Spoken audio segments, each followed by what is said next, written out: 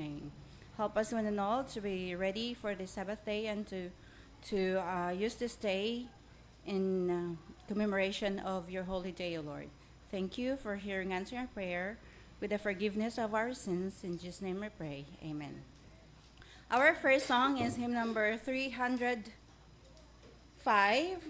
305. There's a dark and troubled side. Maraming may alam nito pero Tagalog version. Let's sing it in English.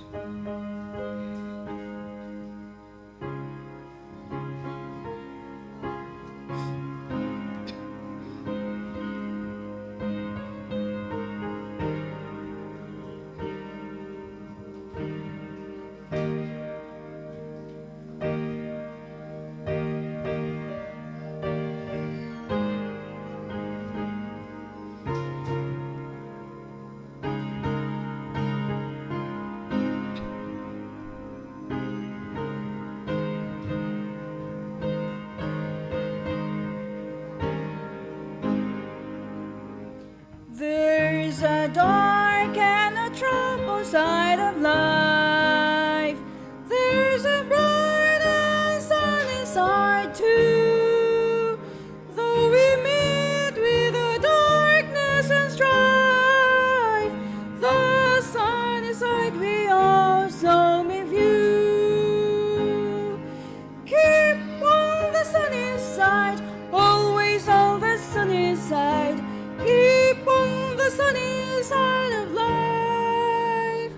It will help us every day. It will brighten all the way. If we keep on the sunny side of life. Though the storm in its fury breaks today, crushing hopes and the cherish so dear, storms and blood will lead me pass away. The sun again will shine and bright and clear. Keep on the sunny side, always on the sunny side. Keep on the sunny side of life. It will help us every day. It will brighten all the way. If we keep on the sunny side of life. Let us greet with a song of hope each day. Though the moments may cloudy or fair, let us trust in our Savior away, who keepeth everyone in his care. Keep on the sunny side, always on the sunny side. Keep on the sunny side of life. Help us every day. It will brighten all the way. If we keep on the sunny side of life. Ayan, bago ba sa inyo? Bago sa inyo. Okay, ulitin nga natin. Kahit ito na lang ating awitin for two songs, for two times. Okay, there's a dark and troubled side of life. Ang ganda ng message niya. Okay, get troubled tayo, there is always sunny side of life, on the other side of it. Shall we sing it again?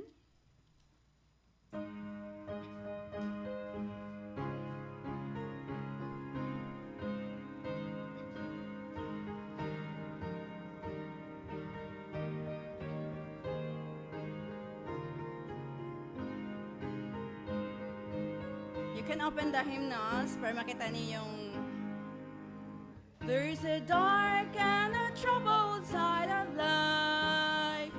There's a bright and a sunny side too. Though we meet with the darkness and strife, the sunny side we also may view.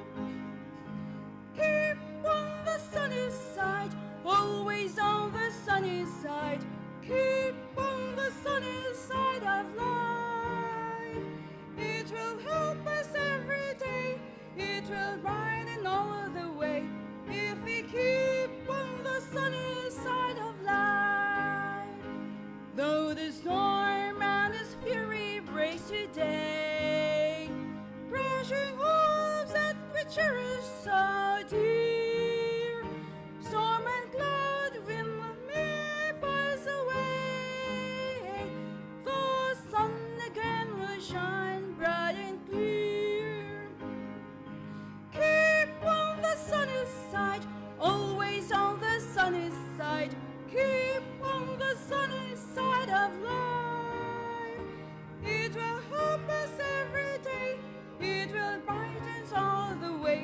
if we keep on the sunny side of life.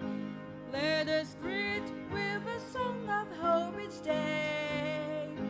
Though the moments may cloudy or fair, let us trust in our Savior way, who keep everyone in His care.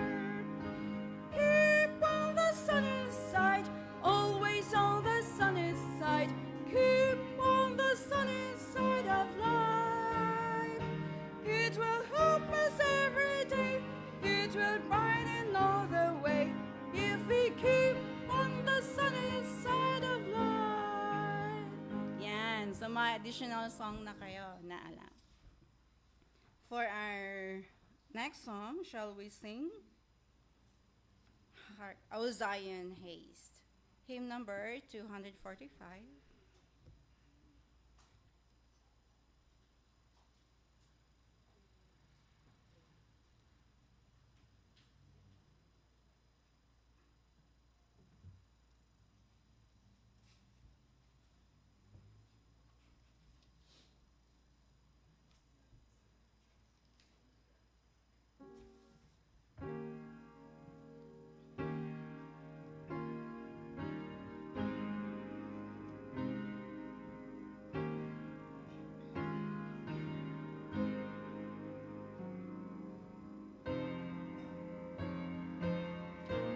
Shall we rise?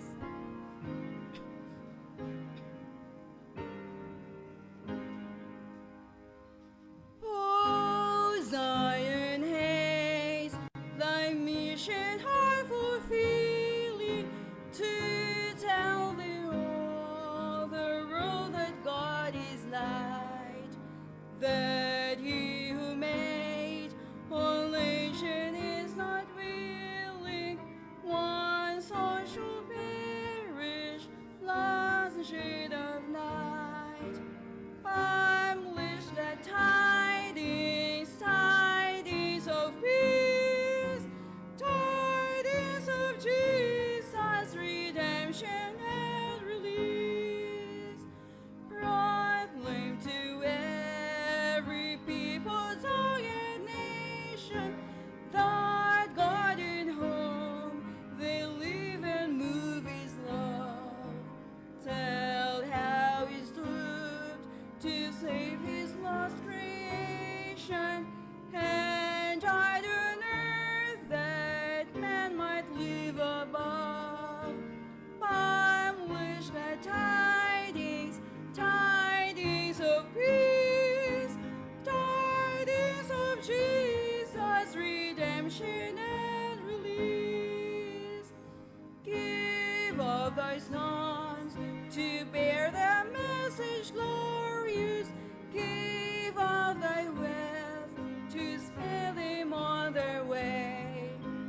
Pour out thy soul for them in prayer victorious, and all the spendest Jesus will repay. Publish the tidings, tidings of peace, tidings of Jesus' redemption and release. He comes again, O Zion, hear the meeting, make known to every heart His saving grace. Laid on earth, ransom fell to greet Him, through thy neglect, unfit to see His face. Publish good tidings, tidings of peace, tidings of Jesus' redemption and release.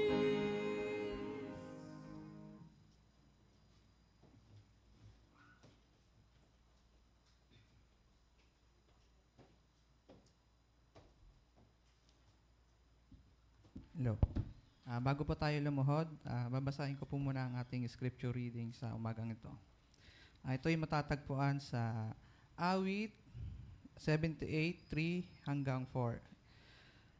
Mga bagay na aming naririnig at nalaman na sinasabi sa amin ng aming mga magulang, ang mga iyon sa kanilang mga anak, ay hindi namin ikukubli, kundi sasabihin sa darating na salinlahi, ang maluluwalhating gawa ng Panginoon at ang kanyang kalakasan at ang kanyang mga kahangahangang gawa na kanyang ginawa.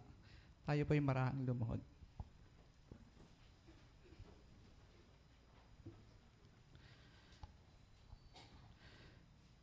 Dakilang Diyos, maraming salamat sa umagang ito na inyong ipinagkaloob sa amin.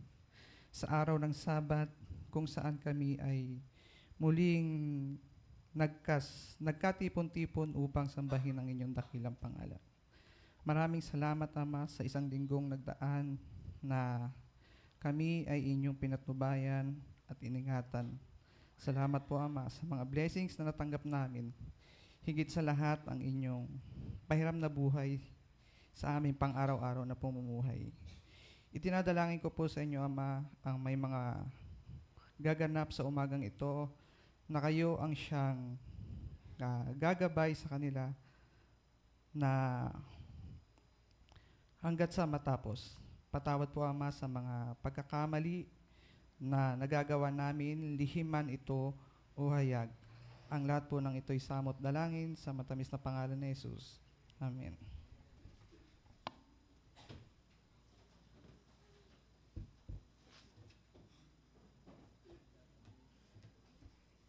Happy Sabbath mga kapatid. Okay, ang dami natin ngayon, palibasa late na. Dahil kami ay nag-breakfast, mga kababaihan kasama ng ibang aming mga kalalakihan. Salamat at kayo ay nakarating. At sa mga hindi dumating, antayin niyo po uli yung ganitong date at kayo po sana ay makasalo na namin. Maaga po kami, 7:30 talaga. Nag-flat na 7:30 nag-start na kami. Kamusta po ang inyong sanlinggo? Medyo nararamdaman na natin yung mainit na panahon. Ang ating pong lesson sa nakaraang sanlinggo ay napakaganda. Ito ay history lamang na pabalik-balik. Sabi nga, mga kwento na kailangang salin natin sa ating mga lahi upang di nila ito malimutan. Meron tayong mga kasaysayan na lagi nating isinasalin o kinikwento sa ating mga anak. Gusto ko lang pong basahin itong, pasensya na po, gumamit ako ng gadget kasi magandang balita, Biblia. Ang ganda nung kanyang, sabi ko nga kay Laverne kagabi bago kami matulog, binasa ko ito. Patay na yung ilaw, flashlight yung gamit ko. Kasi hindi siya makakatulog pag may ilaw. Sabi ko, pakinggan mo itong verse na ito ay kuha natin, ito yung verse natin sa sanlinggo. Pero ang ganda ng pagkakasalin sa magandang balita, Biblia. Buksan po natin ito sa may awit 78, 13. Ang ganda po ng mensahe.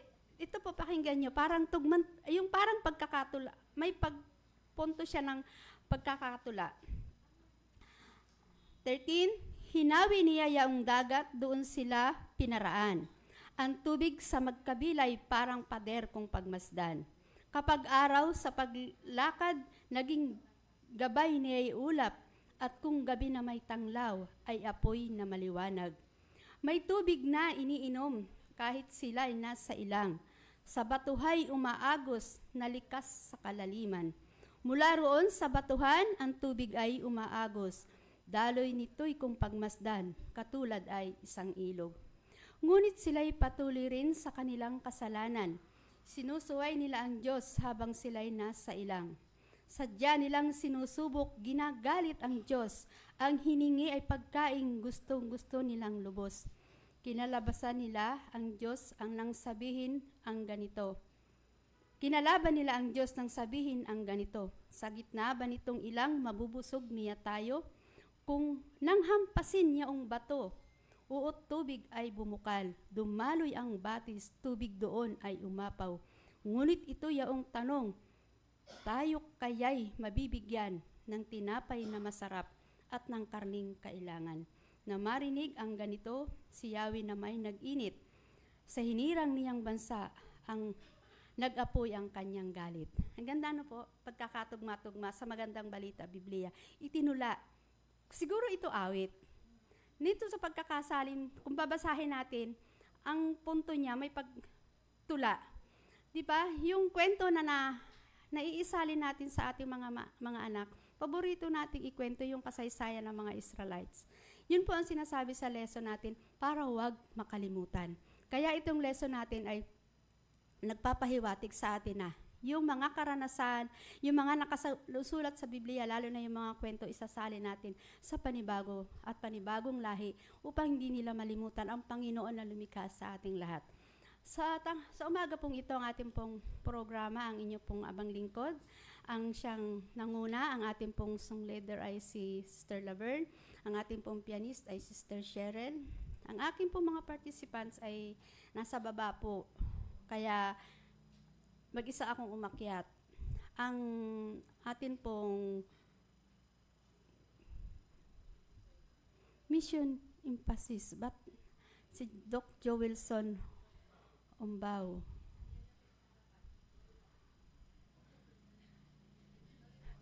Naligaw si Doc.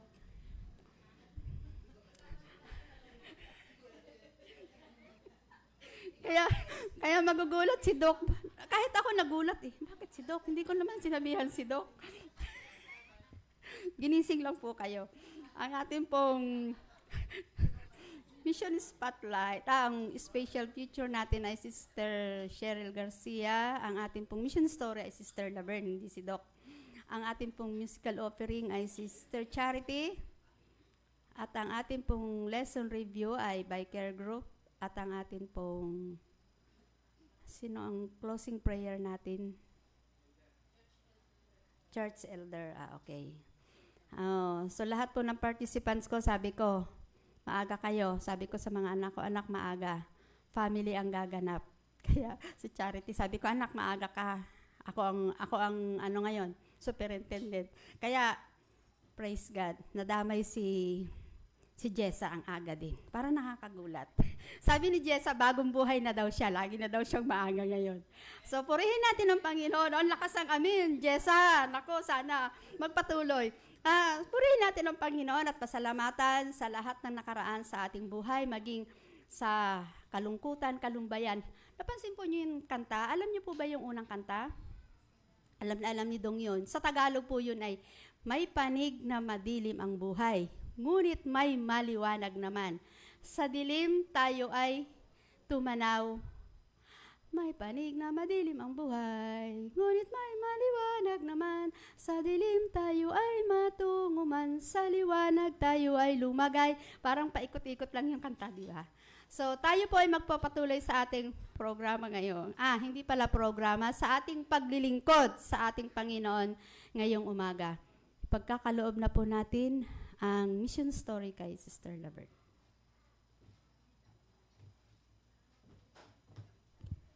Once again, good morning and happy Sabbath. Ang title ng ating story is A Starting Voice. Ito ay nangyari sa India. Just give me a fast fact about India. Bollywood is the world's largest producer of films, producing an average of 1,500 to 2,000 features films a year. So napakasikat po itong Bollywood na nandun sa India. Indian Railways has 104 million employees, making it the largest employer in the world.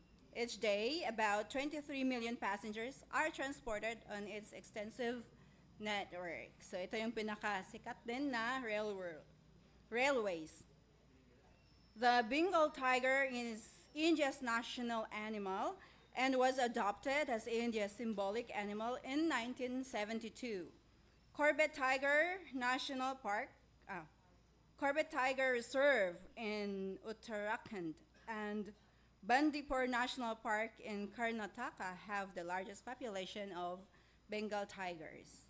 White tigers are only found among the Bengal tigers. India is the only country in the world with both lions and tigers. Titingnan ko nga yung mga pictures ng tigers. Parang ang cute nila. Tapos yung Bengal tigers and the white tigers na nanggagaling siya sa Bengal. Parang ang sarap hawakan. So I just wish na all of us can go to heaven so we can play and touch these animals. So our story, the name of our story is Rex. Ang full name niya is Rex Sahayaraj. Okay. So he's an Indian. And the title again is Startling Voice. Isang hapon, yung father niya ay natutulog. Ngunit sa kanyang pagtulog, may narinig siyang boses. Nagising siya. Inisip niya, ako lang naman mag-isa dito, bakit may narinig akong boses? So hinanap niya yung boses na yon. Tumingin-tingin siya sa paligid ng kanyang kwarto. So, wala naman siyang nakita. Lumabas din siya, wala din siyang nakita. Parang panginilabutan ako, no? Tapos, sabi niya, bakit kaya? Ano kayang boses na yon? Ayan. So, nagulantang siya.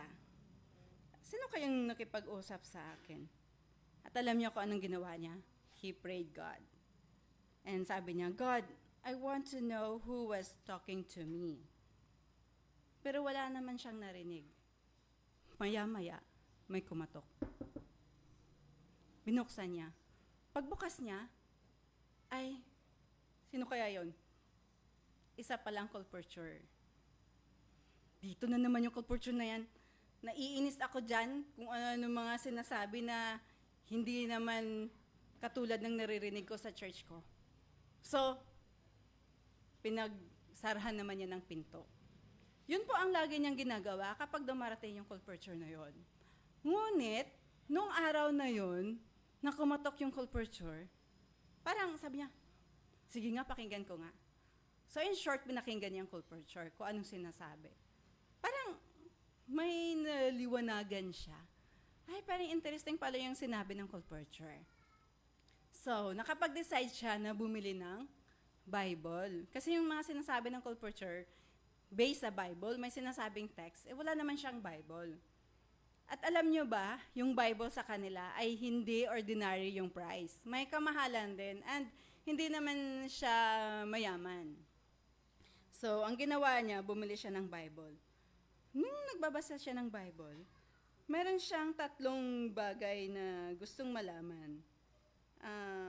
Ang pinakagusto niyang malaman ay kung bakit sila yumuyuko sa mga imahe. Sabi niya, wala naman pala sa Bible yun. Bakit pa kami yumuyuko sa mga imahe? So, tinanong niya sa kanilang priest, doon sa Sunday priest nila. And ang isa pa ay, sabi ng priest, ano ba yung tanong mo? Di naman natin pinag-uusapan yan sa church. Kaya nga, hindi kayo namin binibigyan ng Bible eh. Kasi, kung bibigyan kayo ng Bible, ang dami niyo lang tanong.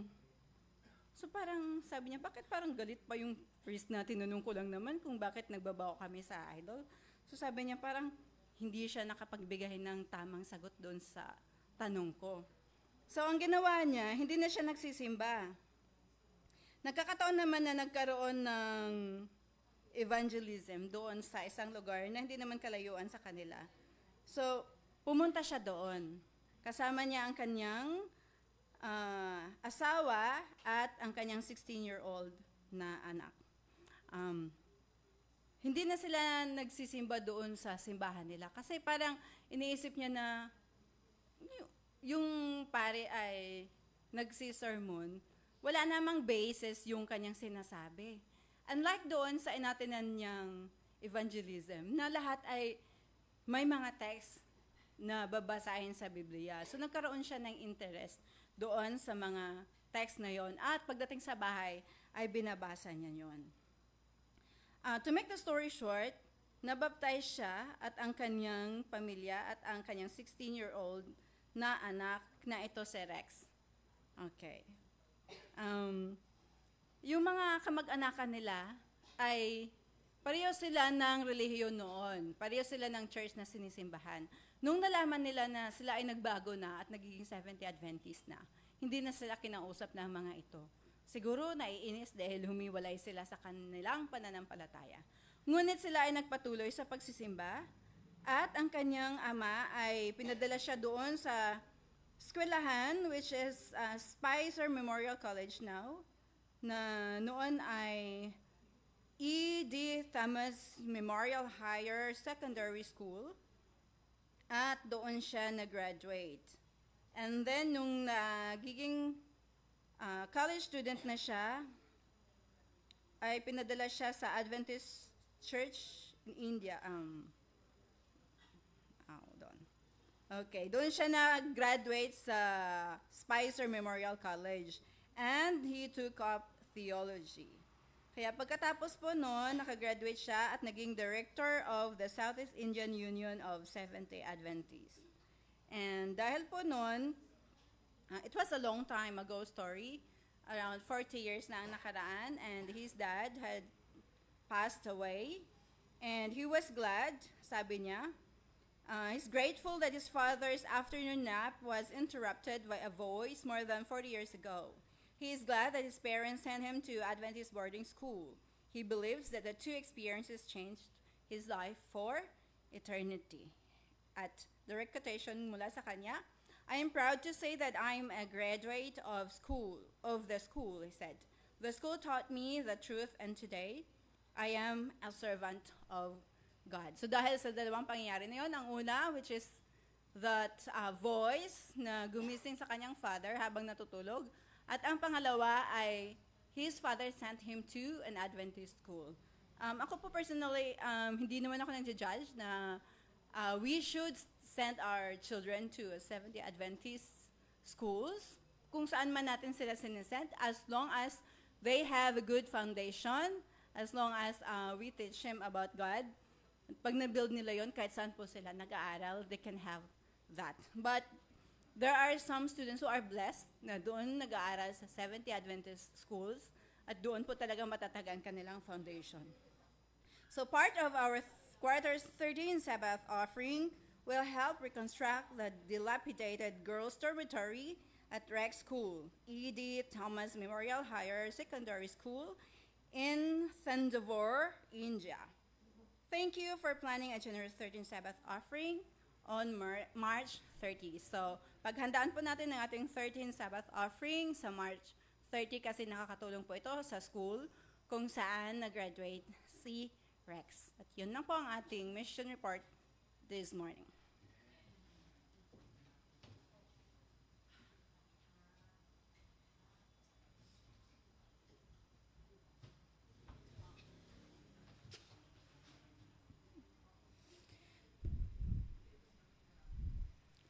Kung alam niyo po yung song, pwede po kayong sumabay.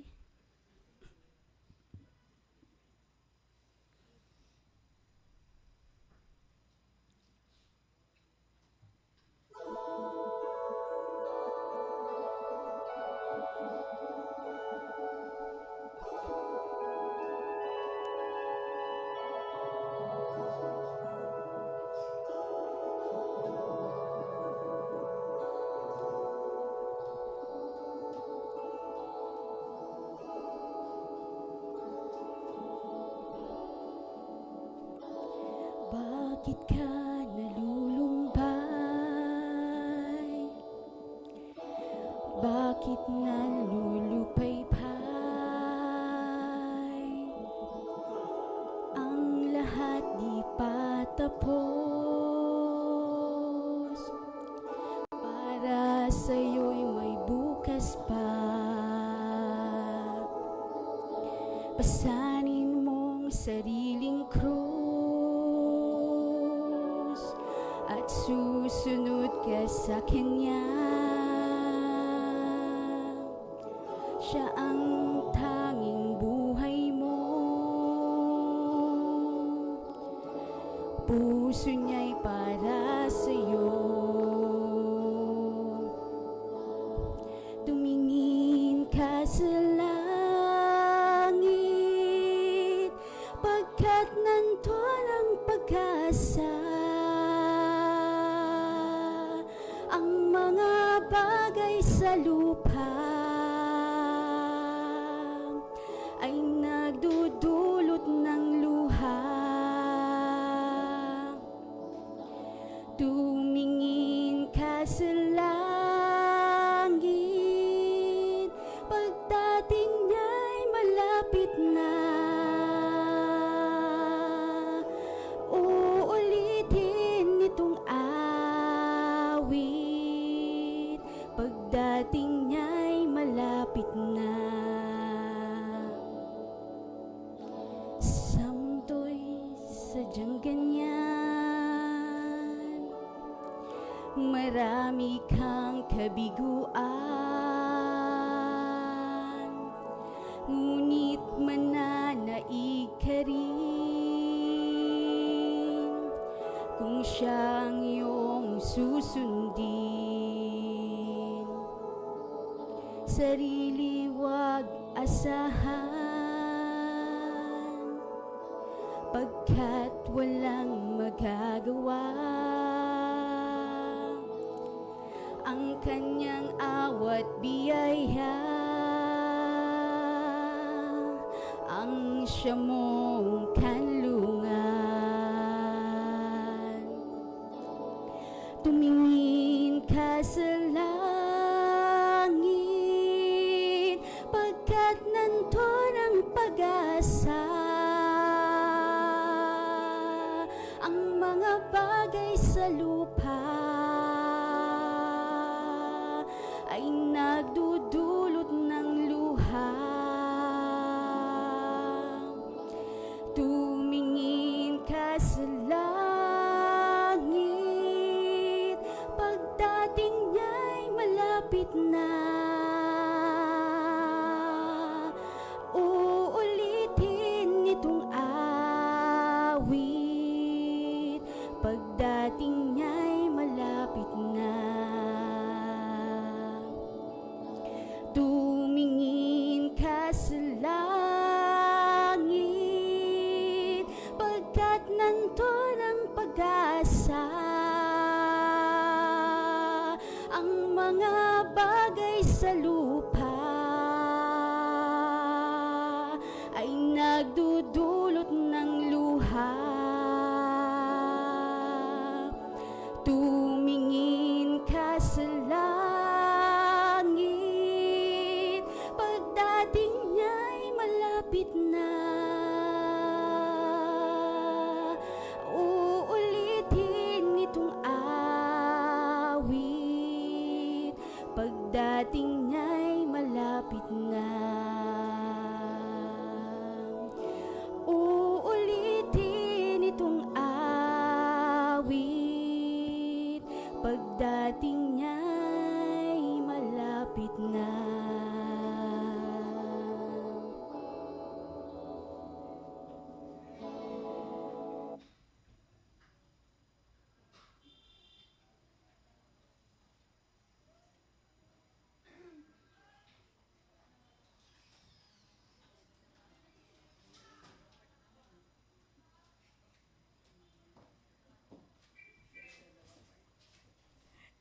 Good morning po and happy Sabbath po sa lahat.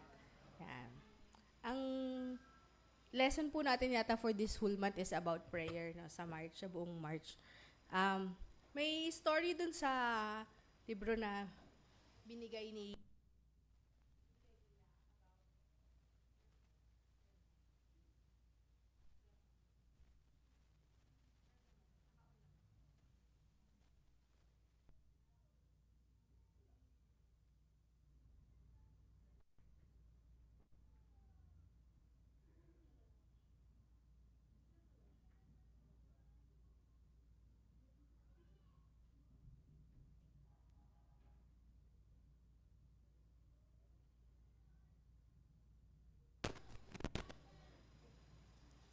Hello? Yun. Lumuluwag yung. Ayun, meron pong story dun sa, sa book na binigay nila about sa isang matandang lalaki. Dinalaw siya ng pastor one day. Tapos nakita ng pastor na merong vacant na chair dun sa tabi niya. Ang inisip ng pastor, siguro ina-expect nito na darating ako, sabi ng pastor. Kasi bakit? Medyo, yung matanda na siya, tapos hindi na siya, kumbaga parang bedridden na siya, nakahiga na lang siya. Pero, may upuan doon sa tabi niya. Sabi nung pastor, Johnny, kasi Johnny yung pangalan niya, Johnny, ina-expect mo ba na darating ako, kaya may upuan dito, sabi niya. Tapos, sabi ni Johnny, may isa akong kaibigan. Tapos sabi niya, sabi ng kaibigan ko, manalangin daw ako. sabi ko doon sa kaibigan ko, hindi ako marunong manalangin.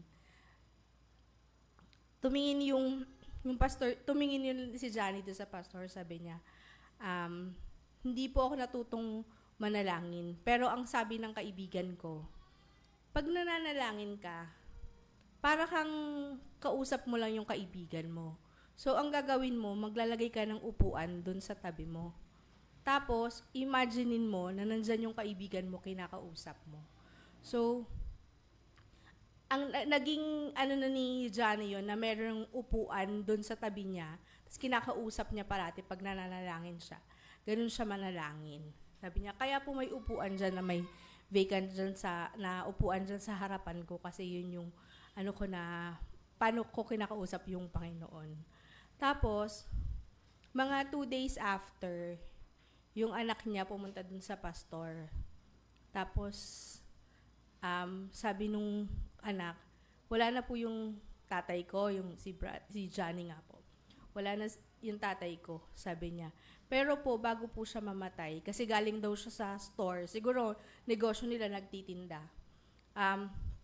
Pagbalik niya daw sa bahay, nakita niya yung tatay niya, nakalin dun sa may upuan ng Tapos mukhang peaceful po yung kanyang muka. So, ibig sabihin, habang nung namamatay siya, kausap niya yung Panginoon na nakalin siya dun sa upuan na yun. So, ito po yung babasahin natin. Pwede po kayong sumabay sa akin. Teach me to pray. It's a poem po na dito. Ayaw. Naka-on ba? Sorry. Ako yung gumagamit eh. Ayaw ba? Ayaw eh. Pindutin mo na. Ayun. Ikaw, pinipindot mo na lang. Sige. Yan. Please teach me, Lord. I want to know exactly how to pray. I need some words which ones are right. Please tell me what to say. I've bowed my head and I have knelt down. But should I be upright? I've closed my eyes, I've raised my hands, or should I fold them tight? Do I stand up? Should I sit down? Dear Lord, what do you like? Are lights turned on or are they off? Maybe candlelight. Wear my glasses, take them off. Be at my desk or table. Should I whisper? Should speak out loud? Do I quote the Bible? What do you think about the time? Do you prefer the dawn? Should I pray fast or keep it slow? Better short or long? I knew at this what are the rules. I want to do it right. How do I know you'll even hear that I am in your side? And while I sat there quietly and waiting for some sign, I heard a gentle voice say, "Oh, dearest child of mine, do you think I really care about the time of day or whether you are standing up or kneeling when you pray? I don't care about your posture or about the place you choose. Just open up your soul to me. I have no other rules. Tell me what is in your heart and tell me at what you seek. Tell me of your sorrows and all of those things that make you weak. Speak to me in private and about what concerns you most. I know about your good deeds. You have no need to boast. My child, you don't need lessons. Just talk to me each day. Tell me anything you want. Dear child, anyone can pray." Yun po ang sabi dun sa na yun, di ba?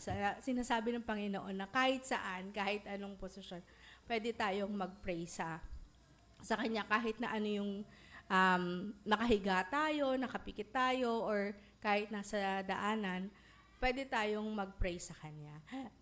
Pwede pong sabayan niyo ako dito sa last na message. Ito yung prayer. Prayer is one of the best gifts we receive from God.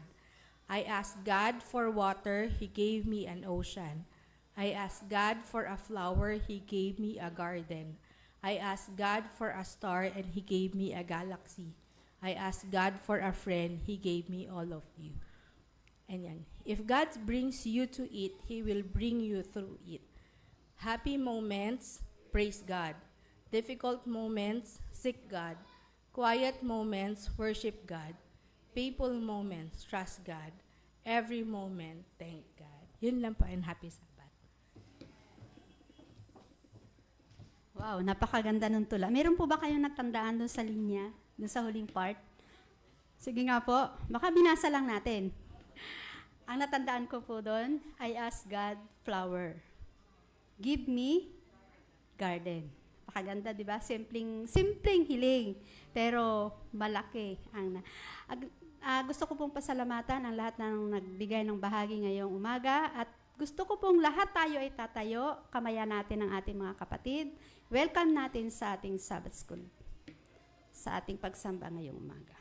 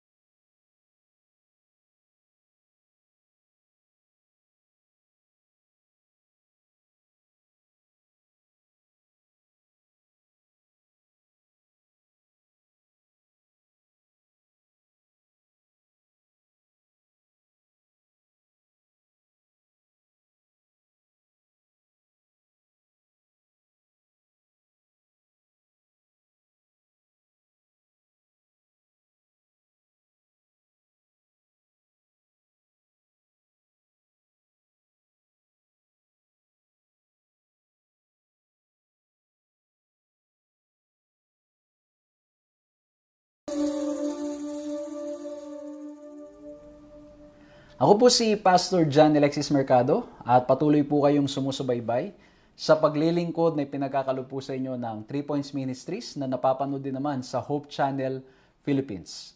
Kamusta po kayo mga ginigiliw na mga kaibigan at mga kapatid? Sana po ay nasa maayos kayong kalagayan, kayo ay iniingatan, ginagabayan at pinagpapala nating Panginoong Diyos. At kung may mga pagsubok naman na kayo po ay hinaharap, sa oras na ito, ang aking pong dalangin ay patuloy niyong maranasan ang kapangyarihan ng ating Panginoong Diyos sapagkat tanging siya lamang ang makakatulong at makakagabay sa bawat isa sa atin. Amen?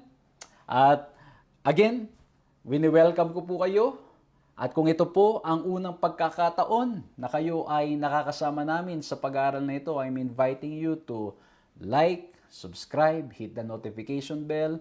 I-follow nyo po ang aming page para nang sa ganon, ma-notify po kayo sa mga panahon na kami po ay may mga live videos at hindi lang po yun, marami po kaming mga pinopost. Ano? May mga pinopost kami na mga graphics, ang mga images, mga pictures, na may mga Bible text, may mga quotations, and hopefully, nakikinabang din po kayo dyan. At ang maganda dyan, pwede nyo pang i-share yung mga pinopost po naming mga pictures, images, at naway makatulong rin sa inyo at ganun din sa mga mahal nyo sa buhay at mga kaibigan po ninyo. Lagi ko nga pong sinasabi, we can be a digital missionary of the Lord sa pamagitan po ng pag-share lamang. I-share natin yung mga bagay na nababasa natin, nakikita natin, at lalo na itong programang ating ginagawa. Kaya naman, I'm inviting you now. Pakiclick nyo po yung share button dyan. I-share nyo sa inyong timeline, i-share nyo sa mga groups kung nasan kayo, i-share ninyo sa mga churches ninyo, i-share nyo sa mga mahal nyo sa buhay. Kung ayaw nyo namang makita dyan publicly, copy nyo yung link and then i-send ninyo privately, ipag-pray ninyo yung mga 5,000 friends ninyo, no? Yung dami yung friends online, napaka-friendly natin, ano? Ilagay nyo po dyan, i-share nyo sa kanila para nang sa ganon, makinabang sila at mabless sila, and I'm inviting you to pray for those people na ipapadala nyo po yung mga videos na ito sapagkat ito ay hopefully gagamitin ng ating Panginoong Diyos para nang sa ganun po sila rin naman ay makakilala sa ating Panginoong Diyos. O hindi makakilala lang, kundi lalo pang lumalim ang relasyon sa ating Panginoong Diyos. At gusto ko pong kunin ang pagkakataong ito to say thank you. Hindi po ako magsasawang magpasalamat sa inyo, mga ginigil ng mga kaibigan, mga kapatid, mga sumusubaybay, sa inyo pong patuloy na pagsuporta sa patuloy niyong pananalangin, kung kaya naman ang ating pong gawain ito ay nagpapatuloy. Maraming salamat po at nawa po'y patuloy po kayong gabayan, samahan at pagpalain ng ating Panginoong Diyos. Maraming salamat po dun sa mga sumusuporta online and analog, o yung face-to-face na mga ministries natin. Maraming salamat po sapagkat nagagawa po natin itong lahat ng mga ministeryong ito dahil po sa inyo at lalong higit, syempre, dahil sa ating Panginoon at ginagamit po kayo upang sa ganun masuportahan ng lahat ng mga ministries na ito. Muli po maraming salamat po rin ng ating Panginoong Diyos. At ngayon po tayo po ay sama-sama na hilingin ang kapangyarihan na nanggagaling sa ating Panginoong Diyos sa pamamagitan ng isang panalangin. Let's bow our heads and let's pray. Ama po naming Diyos, dakila't makapangyarihan sa lahat. Lubos ang aming pasasalamat sapagkat kasama po namin kayo ngayon sa aming pag-aaral na ito. Hindi man po kami magkakasama physically, kami po ay magkakasama digitally. Salamat Panginoon because we can feel your presence. Patnubayan niyo po kami at nawa pong lahat ng aming mga mapapakinggan, lahat ng aming mga mapag-aaralan ay makatulong upang mas lalo po kaming mapalapit sa inyo. Maraming salamat, mahal na Diyos, sapagkat alam po namin hindi nyo kami papabayaan, sasamahan nyo po kami, at kayo po ang magbibigay ng lakas sa amin upang maisabuhay ang lahat ng aming mga mapapakinggan at matututunan. Salamat, Panginoon. Please speak to us. Tulungan nyo po kaming marinig ang inyong maliit na tinig na tumatawag sa amin, nagsasabi sa amin kung ano ang dapat namin gawin. Pangunahan nyo po kami sa aming pag-aaral ngayon sa pangalan ni Jesus. Amen. Isa po mapagpalang panunod sa inyo, mga ginigilo na mga kaibigan, mga kapatid. Patuloy kayong sumusubaybay sa ating pong series sa Aklat ng Awit. At ang ating pong pag-aaralan ngayon ay pinamagatan pong Remembering the Past. Sa title pa lang, may mga tao na ayaw na alalahanin ang kanilang nakaraan. Maaring yung kanilang nakaraan ay hindi maganda. Maaring may mga nakaraan sila na mga talagang gusto na nilang kalimutan, ibaon sa limot, sapagkat ito yung mga madidilim na pangyayari ng kanilang buhay. Ano? Tapos ang title pa natin, Remembering the Past. Okay? Meron namang mga iba, as they try to look back and remember the past, may mga bad experiences, pero nandoon nakikita natin o nakikita nila ang paggabay at pangunguna ng ating Panginoong Diyos. At alam po ninyo, napakasarap kasi pag binabalikan yung nakaraan, may mga bagay na tayo ay matututunan. At pag binabalikan yung nakakaraan, ito ay nagdudulot ng kasiyahan o maaring kalungkutan. Ano pa man yan, may leksyon na tayo ay mapupulot sa pagtingin natin sa nakaraan. Hindi ko malimutan yung sinabi ni Ellen White na, but I'm paraphrasing, ang sabi ni Ellen White, ang tangi nating ikatatakot sa hinaharap ay pag nalimutan natin kung paanong naging tapat ang ating Panginoong Diyos sa ating mga nakaraan. Okay? So, kung malimutan natin kung paano naging tapat ang ating Panginoong Diyos, doon lamang natin ikatatakot. Doon lang tayo matatakot sa hinaharap. Nung isang araw, meron akong kausap at ang sabi niya, ano kayang sunod sa COVID? Ano? Sabi ng isang kasama namin, abay, iniisip mo na kagad yung sunod sa COVID, let's just enjoy this time. At sabi ko naman, well, totoo yan. For sure, meron yan. Kasi hindi masaya ang kaaway. Na ngayon, we're back to normal. Okay? So, ang kaaway, gagawa ulit ng mga pamamaraan to disturb our peace. At kung nahirapan na tayo dun sa COVID, maraming namatay, talagang nahirapan ang ekonomiya, for sure.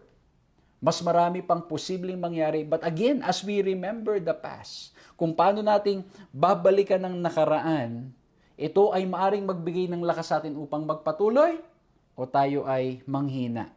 Ang sabi sa Psalm 78:3-4, which we have heard and known, and our fathers have told us, we will not hide them from their children, telling to the generation to come the praises of the Lord and His strength and His wonderful works that He has done.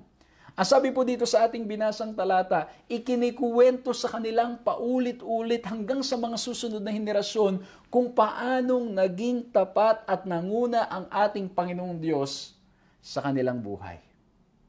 At ito ay napakahalaga na madala natin hanggang sa panahon natin ngayon na yung mga kuwento, mga pangyayari ng katapatan ng ating Panginoong Diyos sa ating buhay ay maibahagi natin sa mga susunod na henerasyon para sila'y matuto rin naman na magtiwala sa tapat na Diyos na hindi tayo pababayaan. Amen? Okay, so ito po mga kaibigan, mga kapatid na pag-uusapan natin, and as usual, I want to share with you 3 points. At nawa po maging madaling paraan para maunawaan, maalala, ma-share natin sa mga kaibigan at sa mga kapatid natin. Titignan po natin ano ang 3 points natin as we look at the past, as we remember ang ating mga nakaraan. At nawa po, mga kaibigan, mga kapatid, as you read the Bible, I'm encouraging you, please read your Bibles, read the lesson, basahin nyo yung mga text nating babasahin, and hopefully you will arrive into these lessons na aming pong babanggitin. At kung meron pa kayong ibang mapupulot, then praise the Lord. I-share nyo po dyan sa comment section sa mga nanonood sa social media para mabasa ng mga kaibigan at mga kapatid natin at matuto rin sila sa inyong ibabahagi. At dito po sa aming isi-share sa inyo, again, 3 points. As we look at the past, may mga bagay na tayo ay makikita sa ating nakaraan, may mga leksyon na ating makikita na ito ay makakatulong sa ating pamumuhay sa atin pong kasalukuyan at sa ating hinaharap. At ang unang letter F, as we look at the past, as we remember the past, makikita po natin yung faithfulness. Faithfulness nino? Walang iba kundi ang faithfulness ng ating Panginoong Diyos. The faithfulness of God. Kaya nga may narinig ako nagsabi, yung history. As we look at history, paghiwalayin mo daw, His story, ito ay kwento ng ating Panginoong Diyos, ng kanyang pag-iingat, pagmamahal, paggabay sa bawat isa sa atin. This is His story. Kasi bakit? As we look at the history, kahit yung mga kasaysayan sa ating mga pinag-aralan, sa ating mga aklat, sa mga nakaraan, we can see the hands of God leading and guiding. And even sa ating mga sariling mga nakaraan, kung atin lamang ipapanalangin, magme-meditate tayo, talagang mag-spend tayo ng time to look back and really see and pray to the Lord to help us see yung kanyang pangunguna, makikita po natin na tunay ngang ang Diyos ay tapat sa bawat isa sa atin. Tunay ngang ang Diyos ay hindi tayo pinababayaan. Tunay ngang ang ating Panginoong Diyos ay kasama natin. Alam nyo mga kaibigan, mga kapatid, it's been my habit to look back. Kami po ng aking asawa, minsan pag-uusapan namin yung mga nakaraan, minsan nga ulit-ulit na namin pinagkikwentuhan, pero ganun pa man, ang epekto is the same. We are reminded of the faithfulness of God. Ha? Napakabuti natin, Panginoong Diyos. Tingnan nyo, basahin natin ito. Sa Psalms 105 verse 5, ang sabi dito, remember the wondrous works that He has done, His miracles and the judgments He uttered. Okay? Dito mga kaibigan, mapatid, meron tayong pag-uusapang mga kapitulo sa banal na kasulatan, sa aklat ng mga awit, at pupulutin natin yung mga leksyon mula po dito. And of course, yung first point natin, titignan natin ang katapatan ng ating Panginoong Diyos. Sa Psalms 105, sinasabi po nung manunulat, remembering the wondrous works. Inaalala yung pag-iingat, paggabay, yung mga mirakulo sa buhay. Naalala ko tuloy nung kami po ay pauwi galing UAE nung aking kaibigan. Ang nangyari po, nung nandun na kami sa counter para mag-check-in, naku, yung aming bag pala ay sobra-sobra ang kilo. At meron kasing information kami na nireceive, nakala namin it's okay. At ang nangyari, we need to transfer yung mga gamit, and then meron po kung, alam nyo, yung mga oil, olive oil. Eh, syempre, mas medyo mura doon. Bumili po ako at nailagay ko doon sa maliit na bag, expecting na yung bag na yun ay i-check rin namin. Yun pala, hindi na pwede i-hand carry pala. Nung nakalagpas na kami sa check-in, doon ko lang naalala, nako, yung 1 liter na olive oil na aking binili, nandun nga pala sa bag. Sabi ko sa aking kaibigan, friend, wala na, kailangan na nating iiwan yan kasi ano talaga yan, masisita tayo dyan. Madidelay pa yung pag-ano natin kasi yung bag mo, ipacheck pa nila, ito pa. Sabi naman nung aking kaibigan, sabi ni Pastor Robert, hindi, i-ano mo lang, ituloy lang natin. Tapos nung bandang huli, nung nandun na kami lagpas kami sa immigration, tapos nandun yung maraming mga bote ng mga inumin, bote ng mga tubig, at marami pang iba. Sabi ko, nako, sabi niya rin, nako, tanggalin na natin. Sabi na lang namin, sige, subukan na lang natin. At pagkatapos mga kaibigan, mga kapatid, dumaan yung bag. Pagdaan ng bag, nung nakatingin kami, nandun na rin kami, naghihintay, nakita namin sa screen, kitang-kita mga kapatid, mga kaibigan, kitang-kita yung bote na punong-puno ng liquid. At ang nangyari, yung nagbabantay, na ganyan, na ganon, hindi nakita. At pagkatapos, sabi ni Pastor Robert, wag ka nang tumingin, baka tumingin pa. At pagkatapos mga kaibigan, mga kapatid, nailabas namin at ang sabi ng aking kaibigan, sabi ni Pastor Robert, mabuti ng Panginoon talaga. Imagine mo, iiwan natin na iuwi mo pa. Mga simpleng bagay, mga kaibigan, mga kapatid. Mga simpleng bagay na kung saan ay ang ating Panginoong Diyos ay nagpapakita ng kanyang kabutihan, ng kanyang pagmamahal. Of course, hindi all the time ganun ang mangyayari. May mga pagkakataon na talagang makukuha, may iiwan, ganun pa man mabuti ang ating Panginoong Diyos. Amen? Ha? Ang kabutihan ng ating Panginoong Diyos hindi nakabase sa mga nangyayari sa ating buhay. But the point is, may mga pangyayari sa ating buhay na as we look back, even in small things, makikita natin ang kanyang katapatan. Makikita natin yung kanyang mga pagmimirakulo. Pero ang gusto ko dito sa text na ito, yung katapatan ng Diyos ay maging sa kanyang mga judgments. Pinag-usapan natin noong nakaraan, yung wrath of God, na ayaw pag-usapan ng marami. Pero yung wrath of God, yung judgment ng Diyos, is in reality for our good. Kasi bakit tayo ang nagkakamali? Tayo yung nagkakasala, tayo yung nagbe-break sa covenant ng ating Panginoong Diyos. Kaya yung kanyang judgment na kanyang sinasabi at ibinibigay is in reality helping us to remember na tayo nagkasala at kailangan nating bumalik. And that's why even in His judgment, He is counted or He is faithful. Amen? Kaya nga po ang ganda. Sabi po ng manunulat ng ating leksyon sa Psalms 105, Psalms 105 focuses on God's covenant with Abraham to give the promised land to him and his descendants, and how this promise, confirmed to Isaac and Jacob, was providentially fulfilled through Joseph, Moses, and Aaron, and in the time of the conquest of Canaan. Kaya kung babasahin natin ng Psalms 105, it helps us na matutunan ang katapatan ng ating Panginoong Diyos sa ating mga buhay. Kaya nga po, ang sabi pa po ng manunulat dito, history provides both validation for our faith and countless reasons for praising God. Patuloy tayong magpupuri, magpapasalamat dahil sa katapatang ipinapakita ng ating Panginoong Diyos sa ating mga buhay. Sometimes kasi, we count the faithfulness of God only in big things.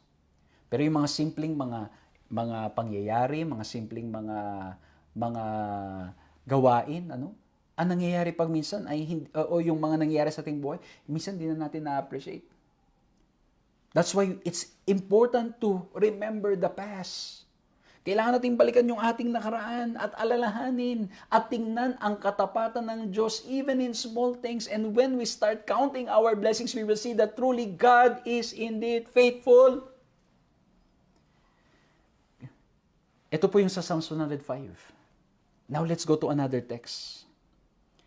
Yung Psalms 135. Sa Psalms 135, ito ay may kinalaman sa Exodus at sa pag-conquer ng Promised Land. Okay? Dito, inire-recall. Anong ginawa ng ating Panginoong Diyos sa Exodus? Pag pinaalala yung Exodus, grabe talaga yon. Grabe yung mga mirakulong ginawa ng ating Panginoong Diyos. Grabe yung katapatan ng Diyos. Grabe yung mga ipinakita, kamangha-mangha na mga mirakulong ipinakita ng ating Panginoong Diyos o ginawa ng ating Panginoong Diyos para sa mga Israelita. And even how they conquered the Promised Land, how they were able to reach the Promised Land, nakita doon ang katapatan ng ating Panginoong Diyos. That's why in Psalms 135 verse 5 it says, "For I know that the Lord is great, and that our Lord is above all gods." Kasi bakit?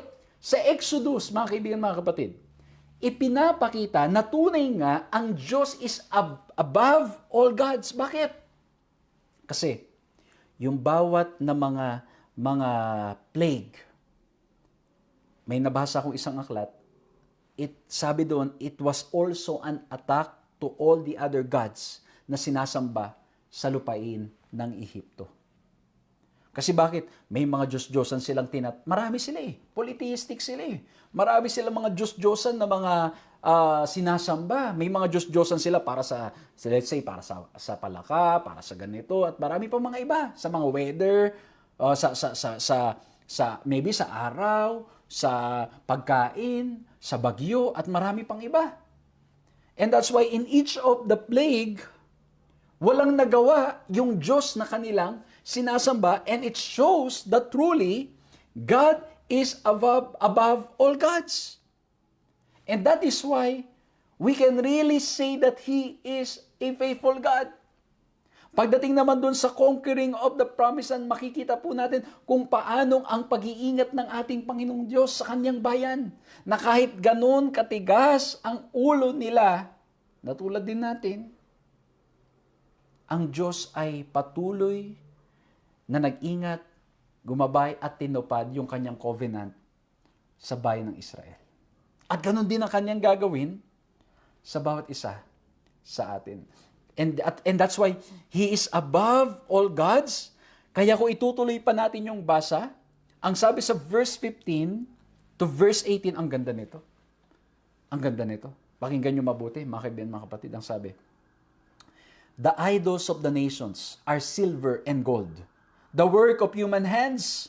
They have mouths but do not speak. They have eyes but do not see. They have ears but do not hear. Nor is there any breath in their mouths. Those who make them become like them, so do all who trust in them." Kasi bakit? Ang Diyos ay tunay ngang He's the Lord of Lords. He's the King of all kings. Siya ay walang kapantay, walang katulad. At ano daw pong sinasamba ng marami? Salapi. Mga Diyos-Diyosan. Na itong mga Diyos-Diyosan na ito at maging mga salapi, ito mga kaibigan, mga kapatid, ay hindi lagi nating maaasahan. Of course, don't get me wrong. Sa panahon ngayon, yes, I know it's important. Pero nung COVID, napansin natin, nakita natin, even if you have all the silver and gold, wala. Lalo na kung di ka makabili. Kahit na yung yaman natin, walang nagawa sa mga namatay dahil sa COVID.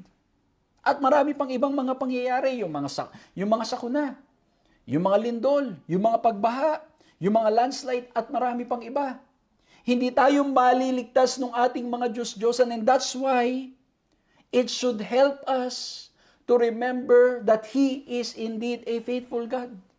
Walang ibang makapagliligtas sa atin. And that's why in Psalms 135, we are being told na ang Diyos ay tapat, He's above all gods. Walang Diyos-Diyosan na makakapantay o makagagawa ng kanyang ginagawa. Kaya ang ganda dito. Sabi, may bibig pero hindi nakakapagsalita. May mata pero hindi nakakakita. May tenga pero hindi nakakarinig. Pero ang ating Panginoong Diyos, He sees us, He talks to us, He listens to us. And if we will allow Him, we will even feel His presence in our lives. Amen? Kaya mga kaibigan, mga kapatid, dito sa pinag-uusapan natin, as we remember the past, I hope it will help us na i-set aside or i-remove yung mga Diyos-Diyosan sa ating mga buhay. And when we say Diyos-Diyosan sa ating mga buhay, marami yan, mga kaibigan, mga kapatid. Iba-iba yan. Dito sa pinag-uusapan natin, it's idols, it's money, it's statues. Sa atin, it could be relationship, it could be career. Ha? Mga kaibigan, mga kapatid. It could be achievements, it could be gadgets, it could be marami sa ating kapaligiran, sa ating buhay na maaring nakakahadlang upang makita natin kung gaano katapat ang ating Panginoong Diyos sa ating mga buhay. And so number 1, as we remember the past, as we look back, makikita po natin ang faithfulness ng ating Panginoong Diyos. And that's why in the Bible, ang sabi pa doon sa New Testament, if we are unfaithful, He remains to be faithful. Ang Diyos ay nananatiling tapat. Narinig ko pa nga yung matagal ng kasabihan, yung tapat, baliktarin mo man, tapat pa rin. Ang ating Panginoong Diyos, kahit saang sitwasyon, sa kahit anong pangyayari, tapat pa rin sa kanyang mga pangako. And when He sent His Son, when Jesus Christ came here on earth and died at the cross of Calvary, na-resurrect and now He's interceding for us. Nagpapakita ito ng katapatan ng ating Panginoong Diyos na ang nais niya ay tayo ay mga ligtas. Amen? Tapat ba ang Diyos? Tapat ba ang Diyos sa inyo? And I hope and pray that as you look back, you will see, you will declare, you will really say it with all of your heart. God is indeed faithful. Number 2. Number 1, as we remember the past, naalala natin, nakikita natin ang katapatan ng Diyos, the faithfulness of God. Number 2, let's look at the second letter, F. Pag tinitingnan din natin ang nakaraan, it will also allow us to see failures. And of course, it's not the failures of God, because God will never fail. Jesus never fails. Ito po ay failures of mankind. Aray ko! Aray ko po! Diba? Totoo naman, as we look back, nakikita natin yung ating ding mga kamalian na pwede tayong matuto mula po doon. Ako po, pag binabalikan ko yung mga early years ng aking pagpapastor at aking kinikwento now, sinasabi ko talaga sa mga batang pastor, ay ito yung aking mga kamalian nung ako'y nagsisimula pa lamang. And I continue to grow and I continue to learn. Now let's look at some chapters in the Bible. Sa Psalms, Psalm 78. Sabi sa Psalm 78, ito, verse 2, I will open my mouth in a parable, I will utter dark sayings of old. Okay? Ito pong Psalm 78 verse 2 could be referring to Jesus who will use the method of teaching of using parables.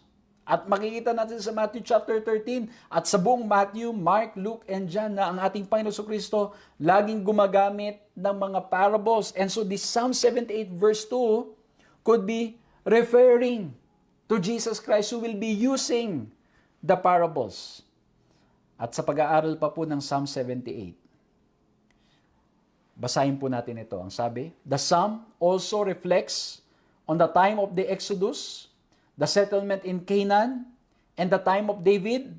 It demonstrates the Lord's glorious deeds and the consequences of the people's breaking of their covenant with God.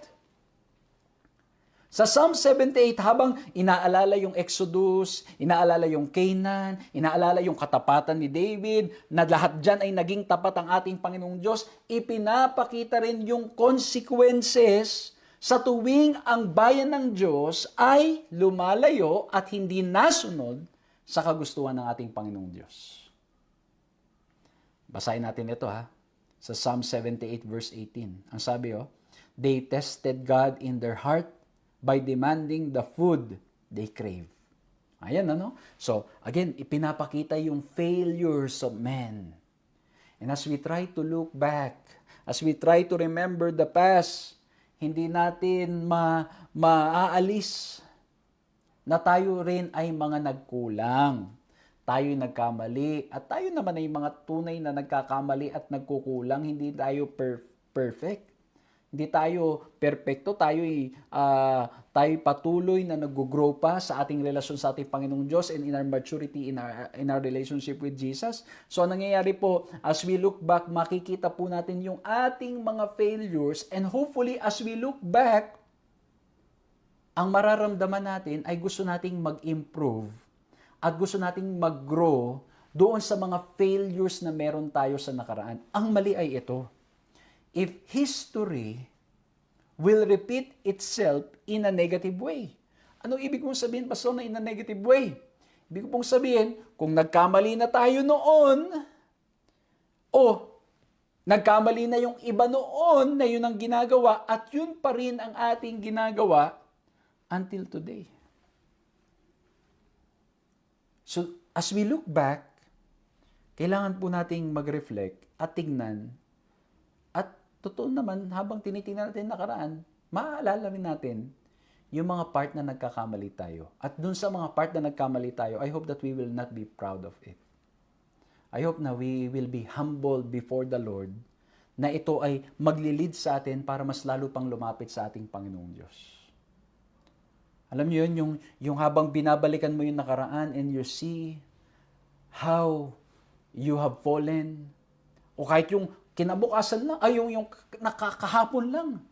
Pag binabalikan natin yung kahapon, o kahit yung kanina lang, yung mga salita na ating nabitawan, mga motibo na meron tayo sa ating mga puso, sa ating mga ginagawa, sa mga nangyari sa ating buhay, I hope and pray that as we look back, as we look at our failures, it will lead us more to Jesus.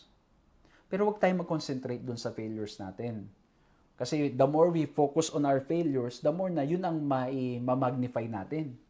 Sa pagtingin natin at nakita natin ang failures natin, it should lead us to the faithfulness of God. Dun pa rin tayo balik sa first point natin. Kaya nga, ang ganda ng Psalm 78 Ipinapakita yung kamalian ng tao, but at the same time, ang nangyayari ay bumabalik ulit at nire-recall ang katapatan ng ating Panginoong Diyos. Ano pa? Punta tayo sa Psalms 106. Sa Psalms 106, ito ay may patungkol. Pag babasahin nyo yung buong chapter, medyo mahaba yan. Ang sabi diyan, ito ay may patungkol sa katapatan ng Diyos even during man's unfaithfulness.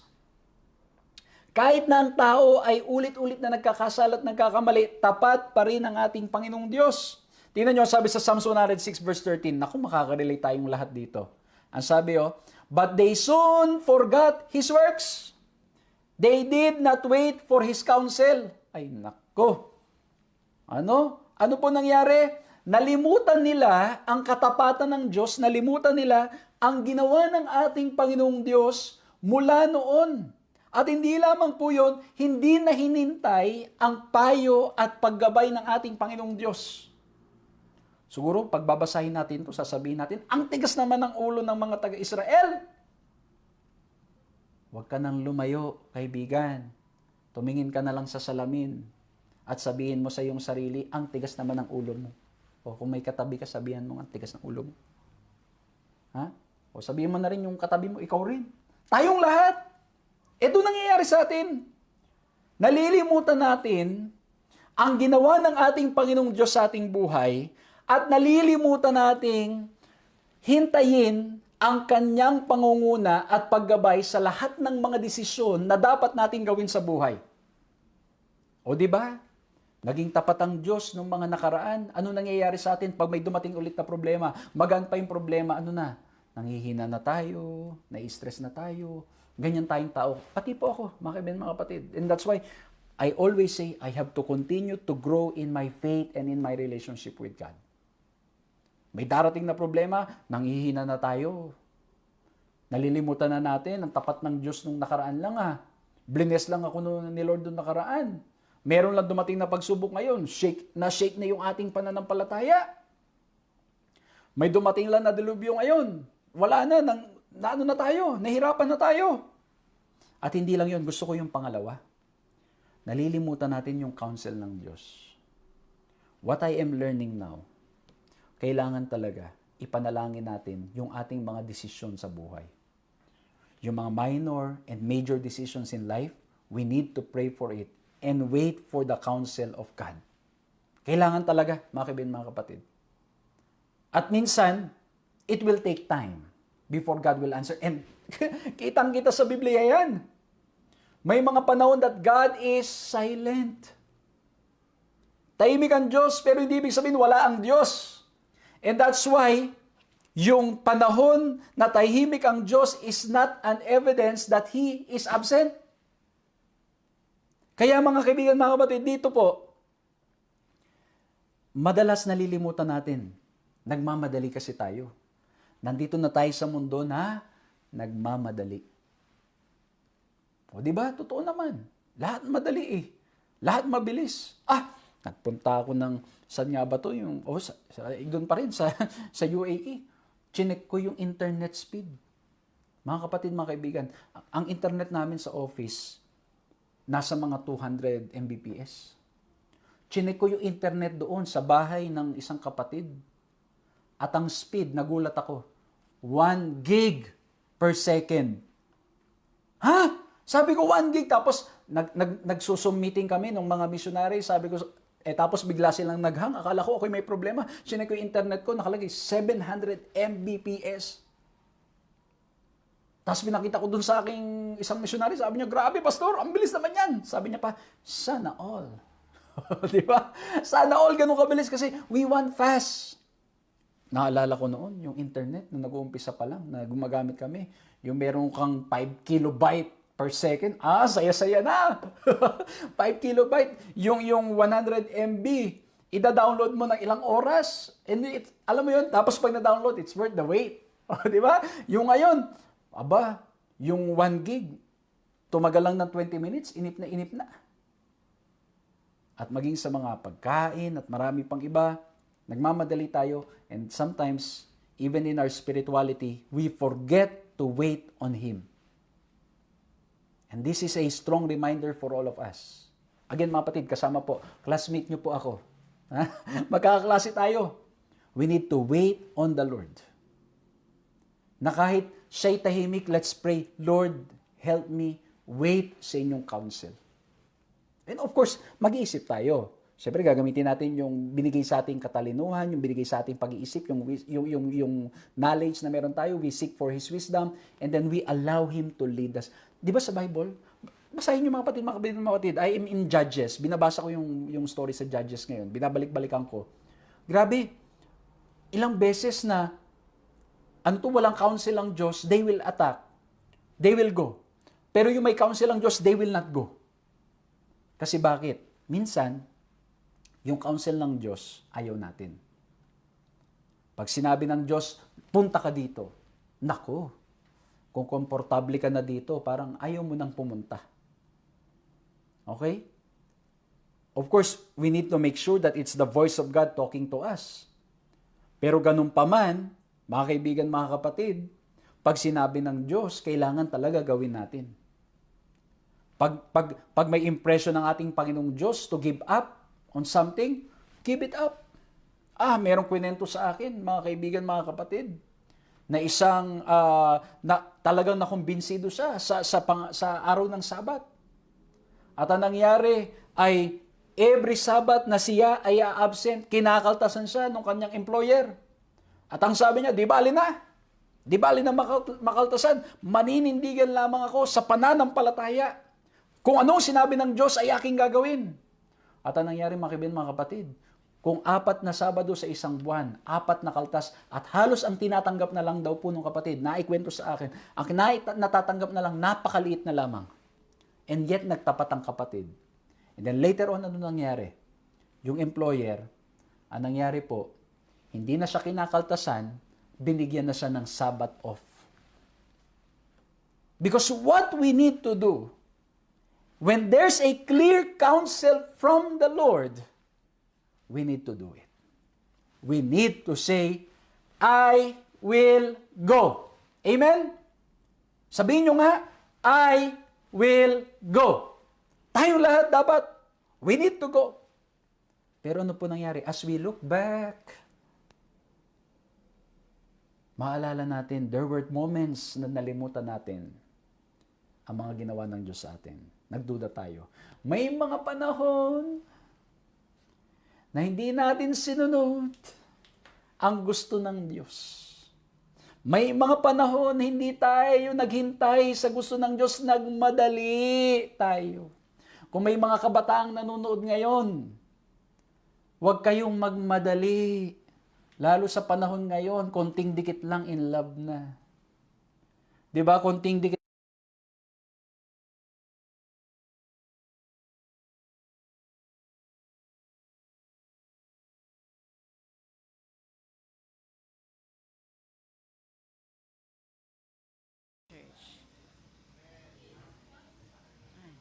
Sorry. Wala tapos.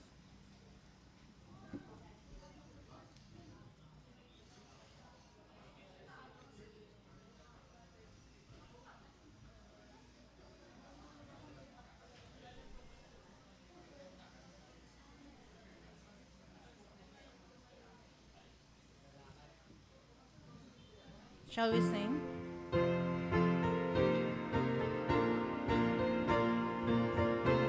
Shall we all stand?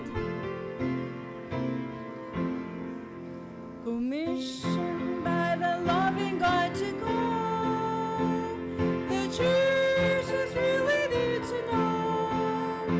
Here and there, equip with a suit, who will give the role so others may do.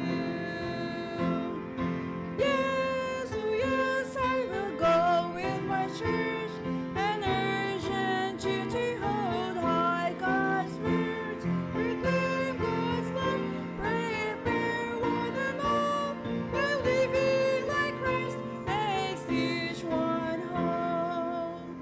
You and I will no time to waste, reach the world, go serve, heal and teach.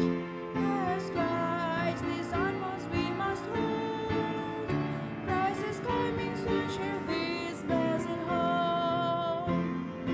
Yes, oh yes, I will go with my church, an urgent duty on God's torch, proclaim God's love, prepare one and all, while living like Christ, make each man whole. Not by might, nor by power, but by Holy Spirit. This is my vow, I will go. Oh yes, with my church I will go. I will go.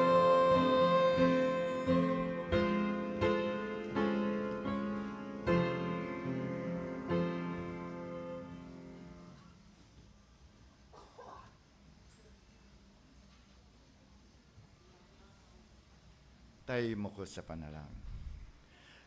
O Panginoon Diyos, Ama naming nasa mga langit, sa umaga pong ito, kami po'y nagpapasalamat sa pag-aaral ng inyong mga salita. Mga bahagi na nakaraan na inyong patuloy na pinagkakaloob sa amin para kami ay magkaroon na tunay na lesson para ito ay aming ikabuhay ang mga magagandang bagay nito. Aming idinadalangin ang divine worship na susunod. Nawa Panginoon ihanda ang bawat isa na tanggapin ang inyong Holy Spirit sa pangalan ni Jesus. Amen.